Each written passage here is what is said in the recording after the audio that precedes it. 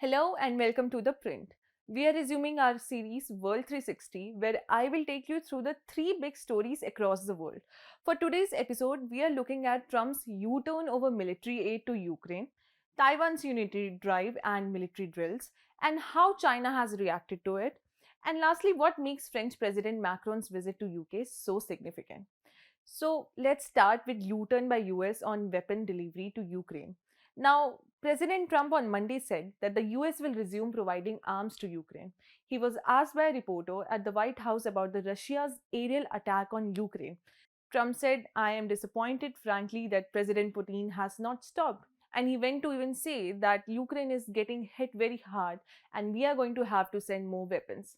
This U turn came just days after when the Pentagon decided to halt military aid to Ukraine, stressing that it needed predictability in supplies from Washington.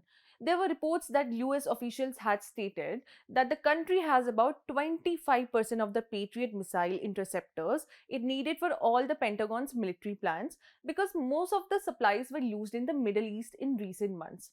And that in turn led to the freeze of all military equipments. Pentagon spokesman even said on July 2nd, quote, "We can't give weapons to everybody all around the world." Soon after Trump's announcement to resume military aid, the Pentagon released a statement where it said that at President Trump's direction, the Department of Defense is sending additional defensive weapons to Ukraine to ensure the Ukrainians can defend themselves while we work to secure a lasting peace and ensure the killings stop. Further, Ukraine's Ministry of Defense in Kyiv in a statement said that the country is grateful to the US for all its support and highly appreciate the efforts of American partners aimed at achieving genuine peace. As per a Reuters report, the US is delivering artillery shells and mobile rocket artillery missiles to Ukraine after Trump's announcement. Now, let's talk about what's happening on the ground.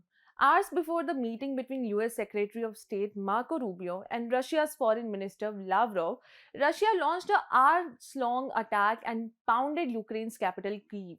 In fact, earlier this week on Tuesday, Russia launched its largest single air attack of drones and missiles ever since the war began, with 728 drones and 13 missiles. It targeted Kyiv and several other Ukrainian cities, according to the Ukrainian Air Force. Zelensky said in his ex post, "This is a telling attack, and it comes precisely at a time when so many efforts have been made to achieve peace, to establish a ceasefire, and yet only Russia continues to rebuff them all." Now, let's talk about Taiwan and how it is showcasing its military strength. Taiwan is holding one of the largest military exercises in years this week. The 41st Hang Kuang exercise will run from July 9 to 18. From air raid warnings, mass evacuations, and critical infrastructure protection, the drill's aim is, according to the Taiwanese Defense Ministry, to replicate a full-scale response to war.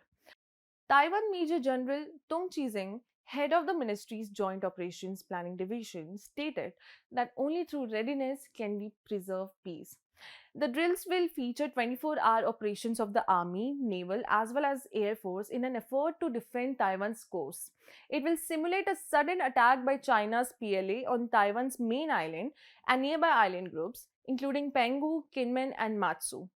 The military forces will inculcate conventional war games along with training for surviving and fighting in cities, and they'll be doing it in extremely intense realistic conditions using live ammunition and real weapon fires. In recent years, the Hangguang military drills have started to include more civil defense activities. Alongside the main exercises, a separate set of drills take place at the same time where civilians across Taiwan take part in evacuation and air raid practice.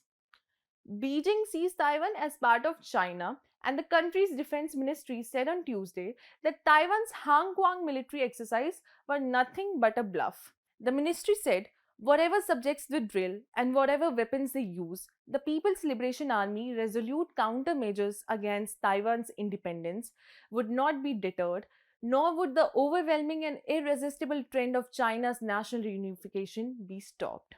China has been conducting multiple military drills to surround Taiwan to send the country stern warning and forceful deterrence.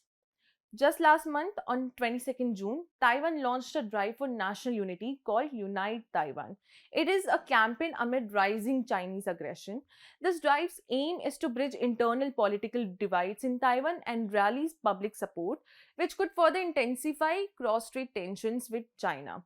Throughout the drive, 10 speeches are planned for the president, where he will promote his views on the nation, cross-strait relations, democracy, and peace. Taiwan President Lai Ching kicked off the drive by reaffirming Taiwan's de facto independence. In the first of his 10 speeches, he stated that China threatens to blur the national identity of our people.